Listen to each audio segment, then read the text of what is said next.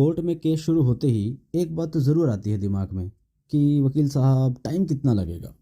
ये सवाल करने में तो आसान है, लेकिन इसका जवाब दे पाना इतना आसान नहीं है। हमारे देश में ये तो माना जाता है कि अगर कोर्ट केस हो गया तो उसमें समय तो लगेगा भाई। देखो, क्योंकि ये धारणा अनुमान पर नहीं बनी है, लोगों का अनुभव ही ऐसा रहा है। अगर हम पुराने टाइम की बात करें तो पहले बहुत ज़्यादा टाइम लग जाता था कोर्ट केस में। साथ ही साथ इस बात को सुधार में लाने के लिए कि जल्दी निपटारा हो, इसकी कोशिश नियमित तौर पर की जाती है।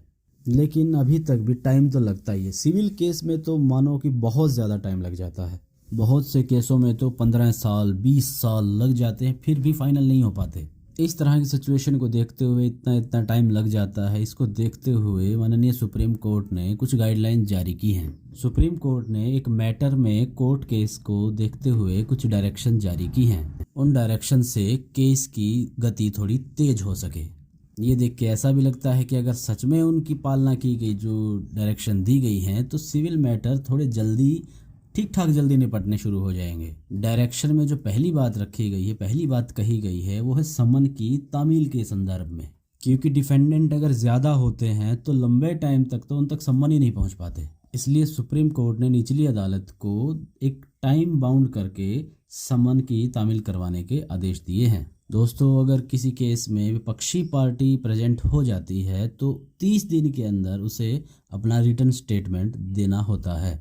लेकिन देखने में आता है कि कई बार, अनेकों बार उस रिटर्न स्टेटमेंट के लिए भी बहुत सी तारीखों का सहारा लिया जाता है, कि बहुत सारी तारीखें ले ली जाती हैं आगे। सुप्रीम कोर्ट ने इस पर भी ध्यान देते हुए लिखा कि भाई जहां तक संभव हो 30 दिन के भीतर रिटर्न स्टेटमेंट पहुंच जाना चाहिए, आ जाना चाहिए।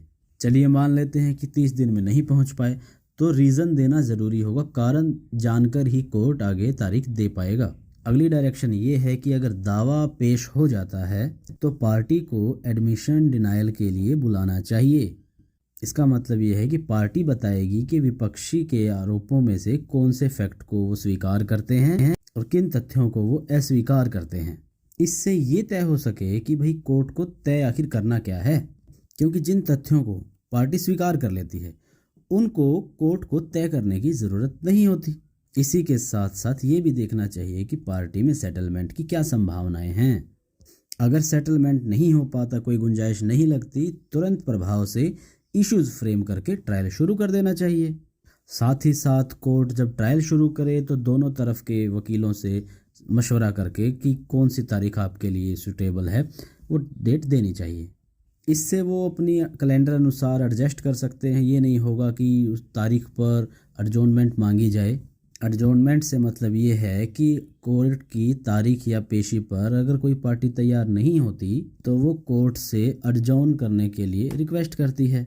और यहीं पर अगर दोनों वकीलों की सहमति से तारीख मिलती है तो उसमें गुंजाइश एडजॉर्नमेंट की थोड़ी कम हो जाती है कि भाई दोनों पार्टियां सहमत थी तभी वो तारीख दी गई है। अगर ट्रायल शुरू हो जाता है तो फिर उसको जल्दी से जल्दी निपटाने के लिए जो तारीखें मिलती हैं उन पर होना चाहिए। इसके साथ साथ और भी कुछ डायरेक्शन हैं जो पुराने केस को, पुराने डेटाबेस को मेंटेन करने के लिए और उन पर वर्क करने के लिए हैं। अब माननीय सुप्रीम कोर्ट में जब डायरेक्शन दी है तो उनके सामने जो मैटर आया उसका समय सुनकर आप हैरान हो जाएंगे। वो 41 साल से कोर्ट में पेंडिंग था, 41 ईयर्स। देख लो कितनी हैरान करने वाली बात है। लेकिन हम इस बात के साथ साथ ये स्वीकार करना पड़ेगा कि हमें ऐसे जुडिशियल सिस्टम और एनवायरनमेंट की ज़रूरत है जिसमें केसेस का डिस्पोजल जल्दी हो सके। इसीलिए सुप्रीम कोर्ट ने चीज़ों को सीरियसली लेते हुए ऐसी कुछ डायरेक्शन जारी की हैं। ऐसा नहीं है कि इससे पहले ऐसी डायरेक्शन नहीं दी गई, इससे पहले भी दी गई हैं। लेकिन क्या समझने वाली बात यह है कि क्या ये सिर्फ डायरेक्शन अपने आप में कंप्लीट हैं, पर्याप्त हैं? डायरेक्शन के अलावा और भी कई ऐसी समस्याएं हैं जिन पर हमें काम करना चाहिए, जिसमें काम करने की ज़रूरत है। जैसे कि मान लो जितने हाई कोर्ट में जजेस की ज़रूरत है, जितनी पोस्ट हैं, उतने नहीं हो पाते। स्टाफ का भी बहुत सारा अभाव है, बहुत कमी होती है। अगर स्टाफ है तो उस पर प्रेशर इतना है और प्रेशर के साथ साथ वो उस तरीके से उसको ट्रेंड भी नहीं किया जाता। जितनी कोर्ट होनी चाहिए केसेस के हिसाब से उतनी कोर्टें भी नहीं हैं। सुप्रीम कोर्ट ने ये भी डायरेक्शन दी है कि कोर्ट में उतने ही केस रखे जाएं जितनी में जजेस उनकी सुनवाई कर सके। इतने केसेस हैं, अगर इस चीज़ को पालन किया जाए तो केस में तारीख 6-6 महीने 8-8 महीनों के बाद ही तारीख मिलेगी। कुछ टाइम पहले फास्ट ट्रैक कोर्टों की शुरुआत की गई थी। उससे फ़ायदा तो हुआ था कि केस थोड़े जल्दी हुए थे, लेकिन उन्हें बाद में बंद कर दिया गया। मेरे कहने का सिंपल सा मतलब ये है कि जिन कारणों से अगर ये लेट होता है, डिले होता है, सुप्रीम कोर्ट की डायरेक्शन के बाद भी जहाँ दिक्कत आती है, तो उनको भी ध्यान में रखना चाहिए, उन पर भी ध्यान केंद्रित करना चाहिए। ये बात तो है कि सुप्रीम कोर्ट ने जो डायरेक्शन जारी किए हैं उससे फ़ायदा तो होगा, वो केस को जल्दी निपटाने में मदद तो करेंगी, लेकिन ये बात भी मानना पड़ेगा कि कोर्ट का अभाव है, पर्याप्त स्टाफ का अभाव है।